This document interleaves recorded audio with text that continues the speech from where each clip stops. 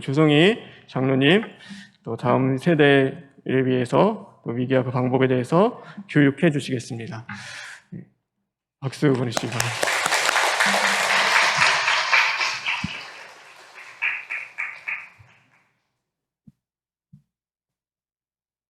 주일 2부 귀한 시간에 이런 기회를 허락해 주셔서 감사드립니다.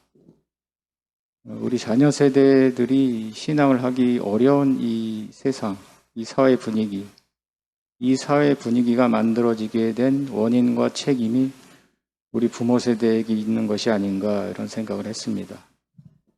그리고 제가 성도님 앞에 설 수 있을까라는 질문을 끊임없이 하면서 두려움으로 앞에 섰습니다. 오늘 교회와 다음 세대에 대해서 같이 생각해보는 시간을 갖고자 합니다. 말씀드릴 내용은 교회가 어떤 상황인가, 다음 세대가 어떤 상황인가, 앞으로 어떻게 해야 할 것인가를 중심으로 해서 말씀드리겠습니다.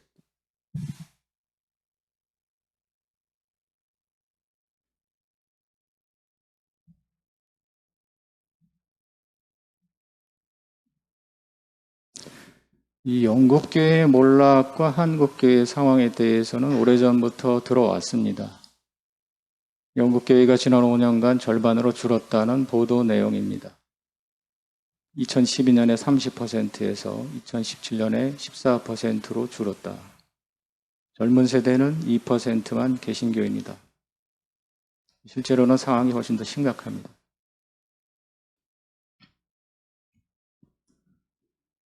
한 나라에 선교사를 파송할 때 예수 믿는 사람이 5% 이하이면 그곳을 미전도 종족으로 분류합니다. 우리나라의 상황을 보겠습니다. 최근 자료입니다. 성인 기독교 분포율이 17%, 청소년 기독교 분포율이 3.8%입니다.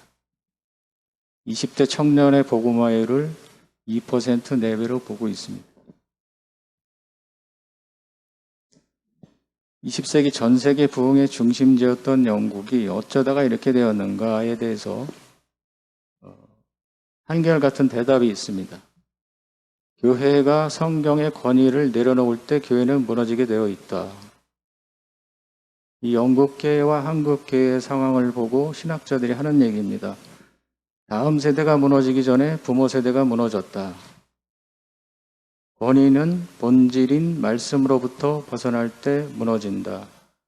이것이 가정에도 똑같이 적용이 됩니다. 믿음의 부모의 본질인 하나님의 말씀이 그 삶 가운데 다시 회복되어져야 한다. 한국교회의 쇠퇴의 원인은 사실 이 원인에 대한 분석은 여러 가지가 있을 수 있습니다. 그리고 사회적인 현상과 관련해서 이러한 원인들이 있었다라고 생각할 수 있습니다. 그런데 한국교회의 쇠퇴의 원인을 생각하고 말을 하는 데 있어서 참 조심스러운 면이 있습니다. 이 원인이라는 것은 우리가 미처 깨닫지 못한 아주 깊은 의미의 그런 원인도 있을 것이기 때문입니다. 그것을 전제로 해서 사회적인 현상과 관련해서 몇 가지를 말씀드리면, 교회가 성경의 권위를 내려놓은 것, 교회가 교회답지 못한 것, 그런 문제들이 내재되어 있다가 대형 교회들을 중심으로 해서 그 문제들이 표면화되기 시작합니다. 두 번째는 1960년대, 70년대 부흥의 정점을 기점으로 해서 한국교회의 양적인 팽창이 90년대 초까지 계속 이어지다가 그 후에 서서히 퇴보하기 시작합니다. 그러다가 90년대 말에 IMF라는 치명타를 맞게 됩니다. 인터넷도 한국교회 쇠퇴에 한 몫을 합니다. 교회에 대한 올바른 비판들도 있었지만 안티크리스찬들의 교회에 대한 비판이 인터넷을 통해서 폭발적으로 증가하게 됩니다. 이런 요인들이 복합적으로 작용해서 한국교회는 완전히 쇠퇴의 길로 들어가게 됩니다. 그로부터 20여 년이라는 세월이 흘렀습니다. 이 다음 세대를 MZ세대로 한정해서 부르기도 합니다. X세대를 지나서 Y세대, 1980년에서 1990년대 중반에 출생한 새천년을 맞이하는 세대라 해서 밀레니얼, M자를 따서 M세대 또는 Y세대라고 부릅니다. 그 다음이 90년대 중반에서 2010년에 출생한 G세대입니다. 그 다음이 2010년 중반에서 현재까지 출생한 알파 세대입니다. X, Y, G가 끝나고 다시 처음으로 돌아간다 해서 이들을 알파 세대라고 부릅니다. 이 MZ세대가 2022년 현재 12살에서 42살까지가 해당이 됩니다. 인구의 36% 이상을 차지하고 있고 여기에 알파 세대까지 포함하면 다음 세대가 차지하는 비율은 인구의 50%가 됩니다.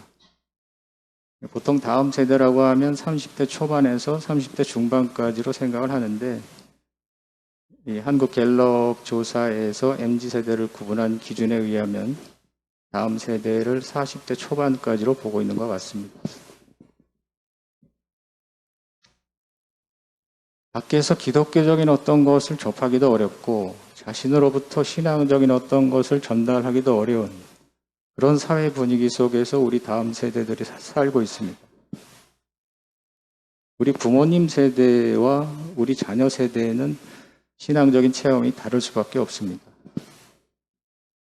그리고 우리가 대학을 다니고 취업을 하고 사회생활을 할 때와는 지금 많이 달라져 있습니다. 취업이 너무 어렵기 때문에 젊은이들이 치열한 삶을 살고 있습니다. 거기에다가 인구 절벽이라는 문제까지 있습니다. 교회가 어떤 모습으로 바뀌어 있을까? 사회 분위기, 아이들의 신앙관, 치열한 경쟁, 인구 절벽, 그리고 현재 젊은이들까지 교인 수. 이 전체를 생각하면 앞으로 교회가 어떤 모습으로 바뀌어 있을지에 대해서는 쉽게 상상이 가능합니다. 규모의 축소는 피할 수 없는 문제입니다. 앞으로 20년 후, 30년 후가 되면 지금과는 다른 텅 빈 교회를 보게 되는 교회가 많이 있을 것으로 생각합니다. 그러면 어떻게 해야 할 것인가? 우리 아이들을 신앙적으로 지켜야 한다. 그것이 가장 첫 번째로 생각해야 될 문제이고 가장 중요한 일인 것 같습니다. 규모의 축소 문제보다도 아이들에게 신앙이 잘 정립될 수 있도록 해주어야겠다. 그래서 신앙 안에서 평생 잘 살 수 있도록 해주어야겠다. 그리고 그 다음 세대에게도 신앙이 잘 전수될 수 있도록 해주어야겠다. 여기에 초점을 맞출 생각입니다. 다음 세대를 위해서 무엇을 해야 할 것인가, 무엇을 우선적으로 해야 하고 장기적으로 무엇을 추진하고 적용시켜야 할 것인가, 이것을 찾아보다가 모든 사람들의 공통적인 견해가 있다는 것을 알게 됐습니다. 기독교인들을 대상으로 조사한 내용, 한국교회, 교육 관련 기관, 목회자들의 생각, 우리 교회 사역자, 차세대 양육부, 모든 사람들의 공통적인 견해는 가장 중요한 것이 가정의 신앙교육이다. 부모 세대에 대한 교육이다. 다음 세대가 교회를 떠난다. 어떻게 해야 다시 교회로 돌아올까?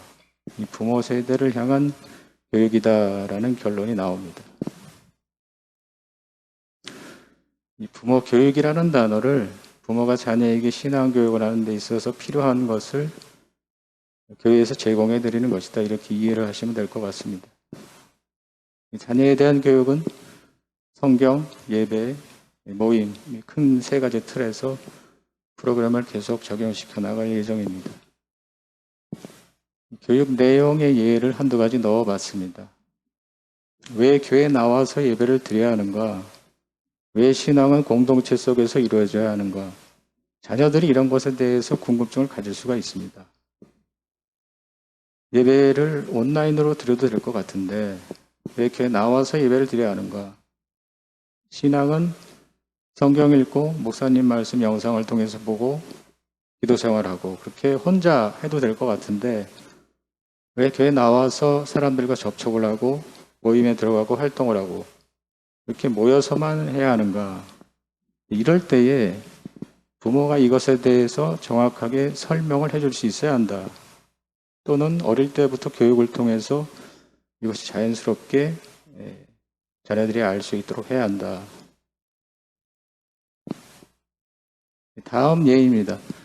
예배자의 마음가짐을 자녀에게 가르칠 때 이것은 부모의 모습이 그대로 교육이 된다는 겁니다. 주일 예배를 준비하는 부모의 모습은 어떠한가? 평소 성경은 어떻게 접하고 있는가? 평소에 신앙과 관련된 어떤 모습이 있는가? 자녀들은 부모를 보고 있다는 겁니다.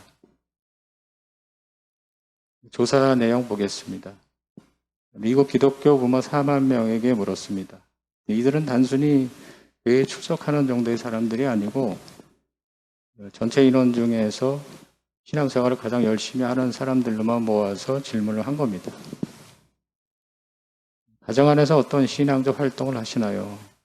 1위가 전혀 혹은 거의 하지 않고 있다. 56%. 2위가 특별한 일이 있는 경우에만 하고 있다. 23%. 그리고 소수의 대답이 정기적인 가정 예배를 드리고 있다.